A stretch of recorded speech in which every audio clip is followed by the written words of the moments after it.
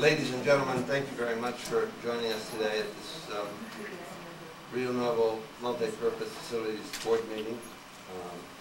We have a pretty extensive agenda, but I think before we get into it, we would like to have a pledge of allegiance. So if you'd all stand, and Jeff Hill will lead us in.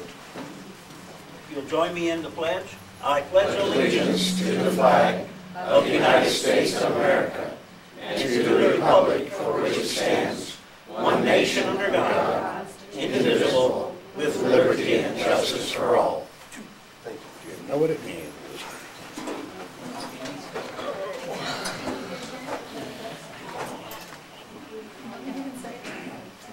Is that Jen? Yeah. Is she on board? She's on board. Can you hear us, Jenny? I'm here, Danny. I'm here. Alberto, I'm sorry I can't be there in person, but I had a really important business, and I was intending to be in town on Monday for the meeting, so my apologies not to be there. Well, we'll miss you in person.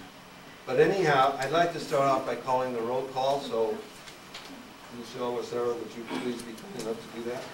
Jamie Cox. Present by phone. Fletcher McCusker. Here. Jeff Bell. Here. Alberto Moore. Present. Chris Sheep. Here. Mark Irwin. Here. Thank you very much.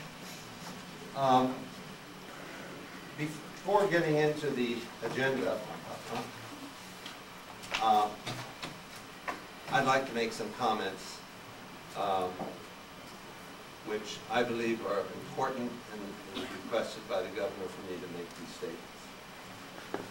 This is an abbreviated version of the historic recap that was promised to Governor Brewer. I'm just finding the glasses. It is my belief that what has occurred with Rio Nuevo is only a microcosm of what is happening across the country. In response to recent development concerning the Rio Nuevo District Board, I think it is appropriate to make some comments as a result of these developments. Only two of the original reconstituted Rio Nuevo Board members remain. As we will see, this is no accident. In fact, it is the result of a relentless effort of powerful special interests to keep the truth from the public. Amen. The reconstituted Rio Nuevo Multi-Purpose Facilities District Board was the result of the state of Arizona stepping in after 10 years of mismanagement of the district by the City of Tucson. In March of 2010, the governor and legislature tasked the new board to do the following. 1, perform a performance audit of the financial records of Rio Nuevo District since its inception, in order to determine where almost $250 million that the city had identified as under the umbrella of Rio Nuevo was spent. 2, to review and investigate the proposed business ventures of the Convention Hotel and new Convention Center project. One of the driving goals behind this effort was to protect and save the gem show. 3, to baseline the district and determine A, what the district owed or was supposed to own. Own or supposed to own. B, cash position, restricted and unrestricted. C, what the deficit owed and how much money, if any, was available to use after debt service is paid. In the process of fulfilling its mandate to follow the money, the reconstituted board had to untangle a web of contradictions, missed documents, deceit, and endless accounting dead ends. All accounting, finance, and other matters of Rio Nuevo were done by the city folks. A year before the new board was seated, it was publicly known and acknowledged by the City of Tucson that the City of Tucson's finances were a mess, were unclear, and concealed a number of transactions. funds were obviously misplaced. Because of the poor bookkeeping and record keeping by the city and the city's continued demand for funds that were in effect not owed to it, the reconstituted board requested 3 forensic examinations, including the Depot Plaza Block Project, the West Side Projects, and the Garfield Traub Turner Sun Hotel Garage Convention Center project. It is important to remember that for over 10 years, the City Council had appointed the Rio Nuevo Board. The city's finance director, Kelly Godshaw, acted as the district's treasurer, and the assistant city manager, Richard Miranda, served as the district's executive director. The simple truth was that under the management of the City of Tucson, there had been almost $250 million they claimed spent by the Rio Nuevo district, and there is little to show for it. Not only did the state of Arizona want to know where the money had gone, the public deserved to know where the $250 million went.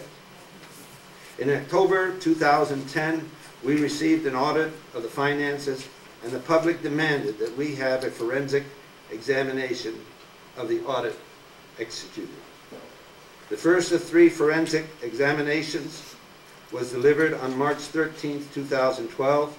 It concerned the Depot Plaza Block project and indicated that over $2 million was spent without the approval of Rio Nuevo Board. The report concluded that over $4.5 million of the project's costs were questionable. More importantly, 2 additional forensic studies were due to arrive shortly. One of them would presumably explain how $47 million was spent on the west side in a hole in the ground on a lot in Tucson's first ward. This forensic audit was to be released at the June 18, 2012 planned retreat that Jody Bain, Rick Grinnell, Jeff Hill, and I were putting together with the board. The taxpayers must demand that these 2 audits be made public. Absolutely. The evidence that the reconstituted board was uncovering was leading to the conclusion that for over a dozen years, the City of Tucson used the taxpayers-funded Rio Nuevo district as its personal piggy bank for everything from funding the pet projects of current and former city council members to covering embarrassing budget shortfalls. To some, it seemed the City of Tucson was looting the taxpayers' assets. It appears because of the concerted effort to avoid accountability for what happened to the money that only 2 of the original board members of the reconstituted Rio Nuevo Board remain. First casualty. Alan Wollenbach was the first casualty of the reconstituted board. He was appointed by the governor and had an extensive background in finance and bonding experience as a broker for Morgan Stanley. Alan was extremely valuable to the board because some members had never been exposed to the size or intricacies of what faced them. Willenbach analyzed the budget for the hotel proposed as part of the new hotel, convention center. Not only did he determine that the hotel was way over budgeted, but at the cost of $320,000 per room, it could never meet the economic returns that would have been required for the development. In addition to the excessive expense per room, the number of rooms were out of the proportion to what the market would support.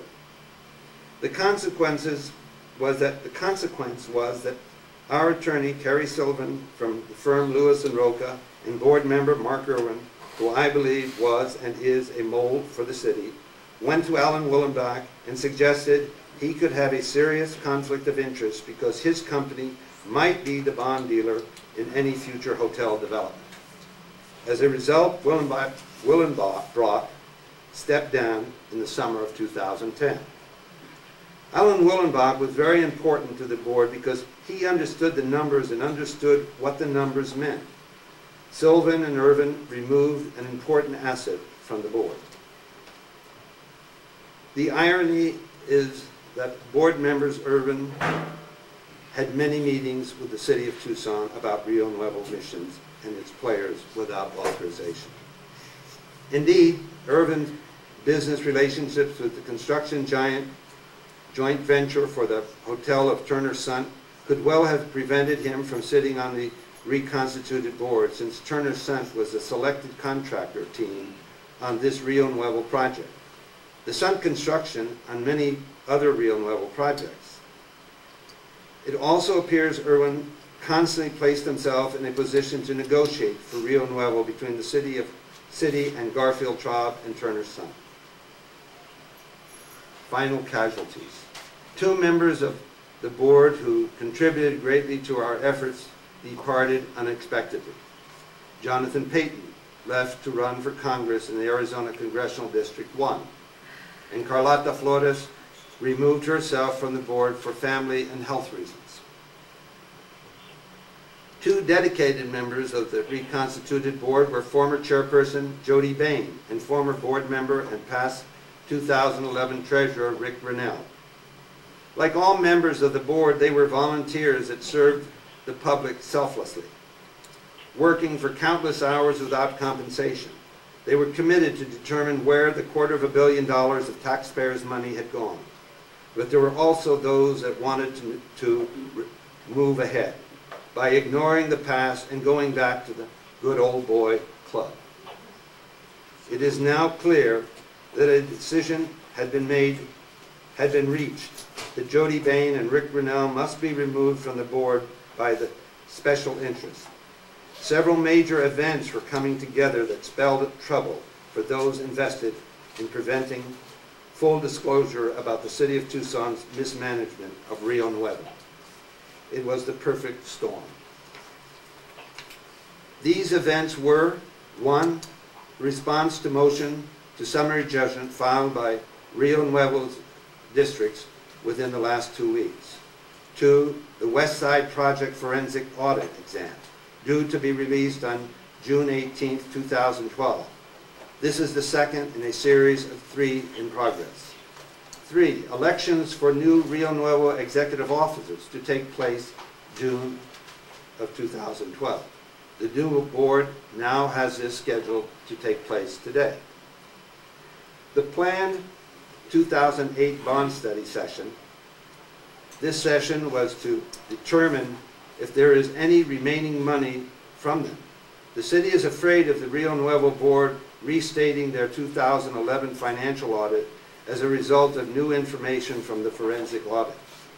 This is why the city is rushing their new friendly board through Mark Irwin to obligate and spend what is supposed to be, or supposed remaining money.